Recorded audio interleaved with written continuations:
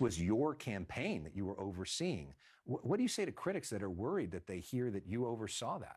Well, I didn't oversee that part, Alex. What I oversaw was the campaign itself, the structure. What was done outside of the structure, how that money was used, is what's now under attack and under investigation by the Department of Justice.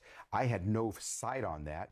No, I was aware of the payments that were being made. I had authorized them when I had been approached by my advisors to pay to make sure we could take care of these dormant But don't you have to accounts. sign off on campaign finance documents when they're reported to the Secretary of State's office? And also with tax payments that you do in the account. So you saw it? Absolutely did.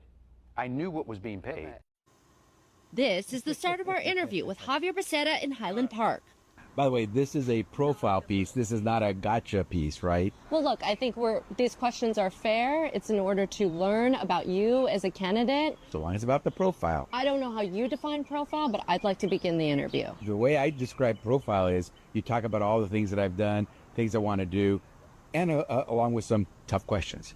But not only tough questions. Why did that interview come across like he was trying to control a narrative? This is the problem, not just with the Democratic Party, but also with the Republican Party. I can't speak for every voter in California, but I can speak for myself.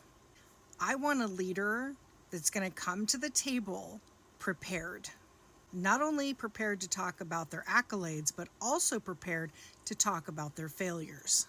Because that's what a good leader does. You talk about the good things you've done, you talk about things that have failed, and you explain why they failed, and you explain what you're going to do moving forward to prevent or try to mitigate that risk moving forward. Evading tough questions is probably the reason why 2 of your top aides were indicted for fraud. Because you probably saw something that was funny, but you didn't want to ask the questions, so you just let it slide.